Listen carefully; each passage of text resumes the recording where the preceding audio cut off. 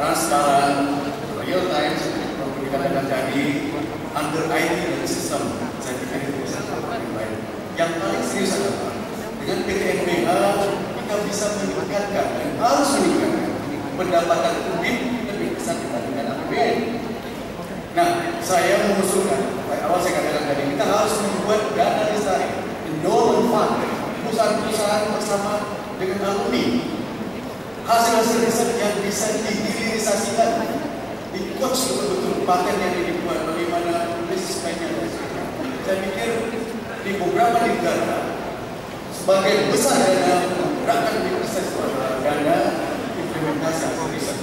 Seperti misalkan di TB itu ada LAPI yang sudah menang tender untuk di bandara. Itu ada pekerjaan intensif. Tapi saya pikir kita juga bisa menggunakan kemampuan kita yang cukup banyak. Bisa dengan hasil komoditi. Suatu kita menjadi obat di mana? Kosmetik di mana? Saya bayangkan itu akan menunjukkan kita yang luar biasa banyak. Dan besar ini akan menyumbangkan cukup banyak dana publik. Pasti akan mengurangi bukan. Saya yakin akan mengurangi bukan. Dan D3, kita rencanakan masuk ke struktur jurusannya. Ada D3, D1, ada S2, ada S3. Jadi piramidanya itu ke kontrol, ke keilmuannya juga bukan. Saya pikir dia pun diusahakan, bahkan dia akan sangat terbina dengan baik dengan maksudnya core usaha. Terima kasih. Dari ya, sebelum masuk di sesi yang terakhir yang hadir semoga Rizky dan teman-teman mantan tugas apa sih kan? Oke, jadi nanti masing-masing calon akan mengambil pilihan. Jadi nanti yang mengambil akan berposisi sebagai penjawab dan yang angka yang diambil akan sebagai penanya. Ya, nanti waktu untuk bertanya 2 menit, kemudian waktu untuk menjawab 2 menit, kemudian menanggapi 2 menit, dan menanggapi terakhir 2 menit. Di masing-masing 2 menit, total 8 menit maksimal. Ya, maksimal 8 menit. Silakan, Pak Rizal boleh di depan. Ya, kita mulai dari mana sih? Dari Prof. Slamet dulu. Ya, jadi saya berdiri satu lawan satu ya, yang mengambil karena yang supaya lebih cepat.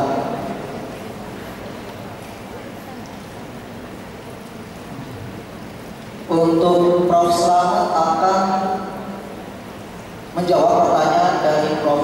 Oki. Oke, jadi kalau kita bertanya, bebas pertanyaannya. Prof, Anda waktu 2 menit untuk bertanya maksimal. Prof, ini yang saya hormati. Kita ketahui bahwa peringkat timnas kita turun dari 6 menjadi 8, dan meskipun kita tahu sudah yang lulus PKM meningkat, tapi tidak ada garansi kalau nanti yang masuk timnas akan dipilih. Andai kata Prof menjadi rektor, kebijakan apa yang akan Prof dilakukan terkait dengan meningkatkan hasil kinerja atau performa dari PKM maupun timnas mahasiswa? Terima kasih. Oke, baik. Prof Budi silakan. Prof Budi, Pak Mas dulu. Ya, terima kasih Prof Oki pertanyaannya. Jadi timnas itu memang ajangnya mahasiswa. Tapi kalau researchnya dilakukan oleh mahasiswa, saya kira juga tidak akan bisa optimal. Oleh karena itu kebijakan ke depan, bagaimana rencana bantuan alokasi dana bagi guru besar, doktor, dan dosen di Undip ini di dalam pelaksanaannya bisa melibatkan mahasiswa, dan satu aspek dari research yang memiliki nilai tambah yang tinggi ini menjadi bagian dari karya mahasiswa. Bukan satu tapi sebagian. Risetnya kan besar. Nah, sebagian yang cukup strategis dan memiliki nilai tinggi itu akan menjadi bagian dari karya mahasiswa. Dan saya membayangkan kalau semua dosen dapat kegiatan penelitian, maka di laboratorium, kemudian kalau sosial di tempat-tempat laboratorium sosial akan berinteraksi antara dosen dan mahasiswa dengan akrab. Dan tidak hanya karya yang didapatkan, tapi juga belajar hidup, ya, karena ada pola pikir dosen mahasiswa mungkin bisa diinteraksikan, bisa di-sharingkan, dan bisa disumbangkan satu sama lain. Terima kasih. Oke, Bapak silakan menanggapi waktu. Tapi faktanya tidak sederhana itu. Jadi saat ini apa yang menjadi keprihatinan saya adalah terkait dengan jumlah yang besar. Sementara kita set untuk yang masuk adalah sekitar 30 atau sekitar 10%. Maka ada yang mungkin di mana jaminan kualitas dari proposal yang sudah terpilih saat ini itu masih diragukan. Nah, oleh karena itu mulai tahun ini kantor PR3 bersama dengan BEM, khususnya Menristek Penelitian dan Keilmuan bersama dengan LPPM, kita bertemu tidak hanya untuk penjembatan, tapi juga LPPM ikut membantu melakukan evaluasi terhadap proposal yang ada, dan ini akan menjadi peningkatan kualitas daripada proposal tersebut. Dan mengingat karena nilai dari hasil penelitian itu yang sudah ada itu nanti kurang lebih 40% terhadap kontribusi nilai akhir daripada Pinmas. Ada hal yang cukup menggelisahkan saya, yaitu bahwa sama dana penelitian itu akan turun dalam menjelang proses monet. Jadi saya kira ini para prodi sebagai rektor harus punya solusi terhadap bagaimana dana ini tidak menunggu sampai lama. Maka saya yakin jumlah dana yang akan diberikan cukup besar, tapi diberikan menjelang akhir, menjelang monet. Saya kira tidak akan memberikan dampak yang optimal. Terima kasih. Oke, Prof, silakan. Ya, sesuai dengan apa yang saya sampaikan tadi, memang jaminan mutu pendidikan ada di LPPM. Jadi kalau ingin meningkatkan karya mahasiswa, dosen, yang memang harus ada LPPM. Jadi saya kira terima kasih kalau sudah kerjasama, itu sudah dilaksanakan. Nah, yang kedua adalah masalah dana. Sepanjang dana itu dari Undip dieksekusi oleh rektor, tidak ada masalah. Tapi kalau dana itu ternyata dari kementerian dan datanya terlambat, ya memang harus terlambat. Itu yang susah. Karena apa? Kalau belum ada dana, belum ada persetujuan, kemudian kita mengeluarkan dana, itu salah dari sisi aturan. Tapi kalau sudah ada surat keputusan bahwa judul ini dengan anggaran tertentu sudah ditetapkan, jumlahnya sudah jelas, mungkin itu masih bisa ada jalan keluarnya. Jadi saya kira yang penting kepastian. Ada kepastian, kemudian siapa yang mau eksekusi, dan itu saya kira bisa dilakukan. Terima kasih. Oke, baik. Kita yang kedua ya ini untuk Prof. Muharibin.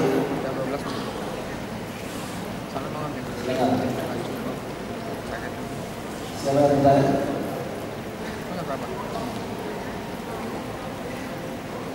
Oke, yang akan bertanya adalah Prof. Yos Johan. Pada? Ya. Pada Bapak. Silakan. Ya, sebelum bertanya saya perlu mengklarifikasi dulu. Jadi UKT bisa berubah. Saya sudah sebutkan ke Pak Rektor, ada beberapa mahasiswa kami yang ayahnya meninggal dan kemudian yang dikabulkan oleh Pak Rektor. Alhamdulillah. Terima kasih Bapak.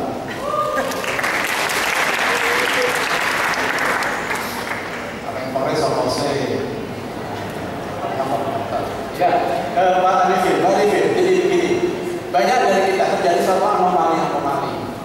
Banyak kemudian salah satu fakultas, banyak guru besarnya, banyak dokternya, tapi kemudian tidak diminati. Produknya pun keluar, kemudian juga tidak terserap dengan baik. Nah, padahal ini kita bicara masalah juga nanti branding, di semua banyak terjadi seperti ini. Lalu upaya apa kira-kira yang kita bisa mengangkat mereka itu bisa dilihat bahwa institusi itu banyak profesornya, banyak doktornya, kemudian bisa menarik bahkan mandiri keuangannya. Kan terjadi anomali. Pinter-pinter, hebat-hebat, tapi fakultasnya saja nggak mampu membiayai dirinya sendiri. Ini kan aneh. Terjadi anomali. Ya, saya dikiranya esek-esek malah keluar, biayanya mampu, bisa ambil besar. Nah, anomali seperti ini gimana menyelesaikannya? Terima kasih.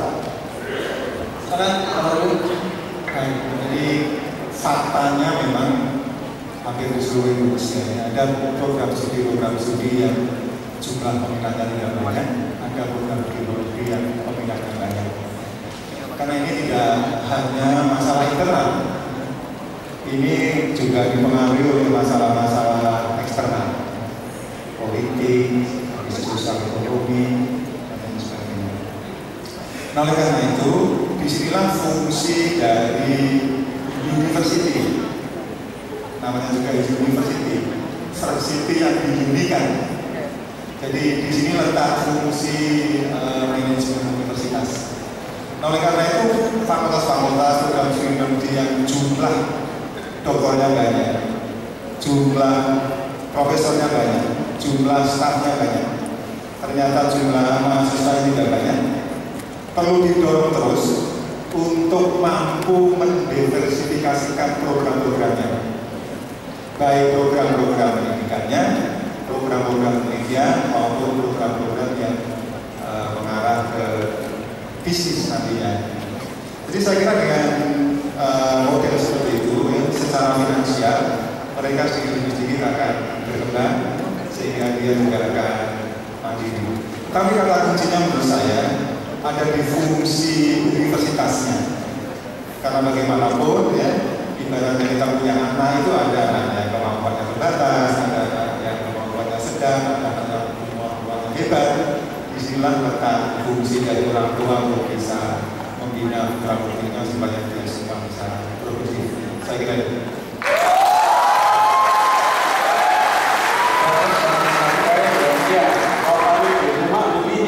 Fakta ini bukan terjadi sehari dua hari dan sudah bertahun-tahun fakta ini terjadi, di mana kemudian si fakultas-fakultas seperti ini malah justru kemudian disubsidi menjadi beban dari fakultas-fakultas yang malah kemudian seolah-olah menjadi terkurangi haknya.